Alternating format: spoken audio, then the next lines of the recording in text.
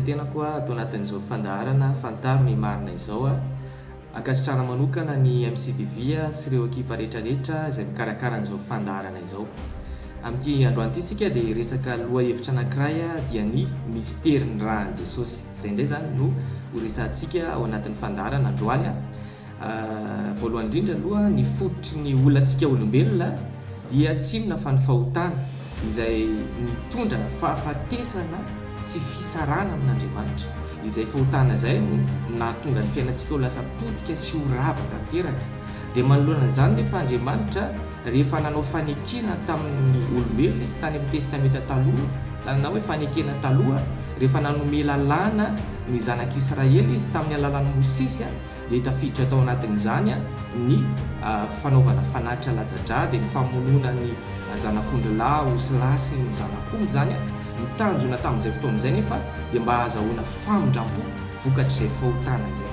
Ny tenin'Andriamanitra any amin'ny Hébreux 7 dia ny 2:20 dia milaza hoe fa saika diovina amin'ny raha avokoa ny zavatra rehetra araka ny lalàna, fa raha tsy misy raha latsaka dia tsy misy famelan-keloka. Zany hoe tany amin'ny andro ny testamenta taloha zany dia tsy maintsy nandatsaka rano ny olona, tsy maintsy nanao fanatitra latsa-drà izy mba ahazahoany famindrampo teo anatrehan'Andriamanitra vokatry ny fahotana nataon'olombelona zany.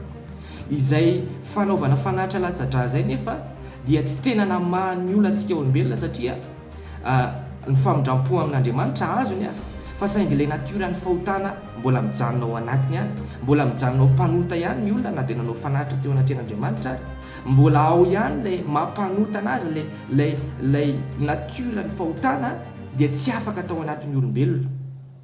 Dia mila fantatsika moa hoe ny testamenta taloha na ny fanekena taloha dia tandindon'ilay hoavy.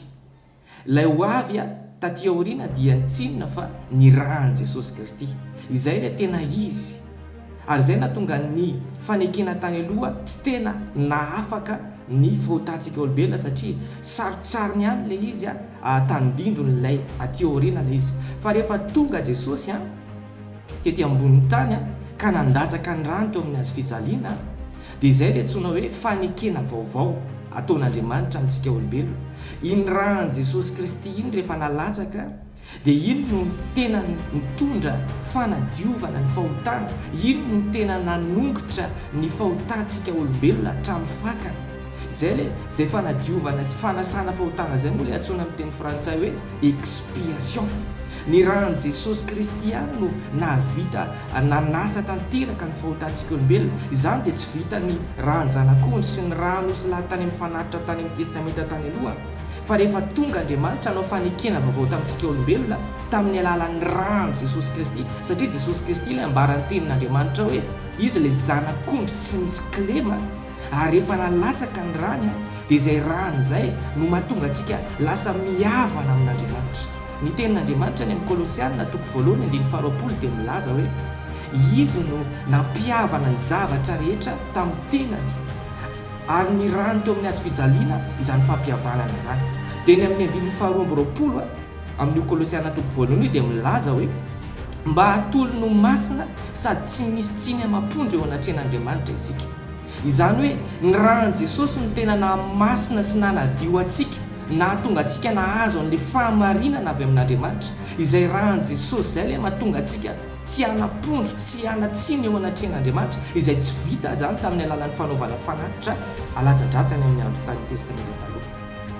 Fa ny rahan'i Jesosy ihany no mitondra fanavotana sy fanadiovana tanteraka ho an'ny fahotantsika olombelona. Izay rahan'i Jesosy izay dia nalatsana ho an'izao tontolo izao. Fa ny zavatra tsy midika nefa izay hoe voadio avokoa zany izao tontolo izao fa raha handray an'izay fanadiovana sy fanasana avy amin'Andriamanitra izay dia tsy maintsy mino an'izay rahan'i Jesosy izay, tsy maintsy mino an'izay asa nataon'i Jesosy, izay asa-pamonjena nataon'i Jesosy izay. Izay ny fomba andraisanao an'izay fanadiovana izay. Ka ninona mety petipetina sy fahotana eo amin'ny fiainanao raha mino an'izay asa nataon'i Jesosy izay ianao dia ho voavonjy ianao, ho voadio tanteraka ianao ary ho tonga zanak'Andriamanitra, ho tonga olom-baovao eo anatrehan'Andriamanitra ianao. Izay ihany koa ny fandaharantsika tamin'ity androany ity mankasitraka anao naharitra ny eno hatramin'ny farany mirary soa dia tahin'i Jesosy daholo.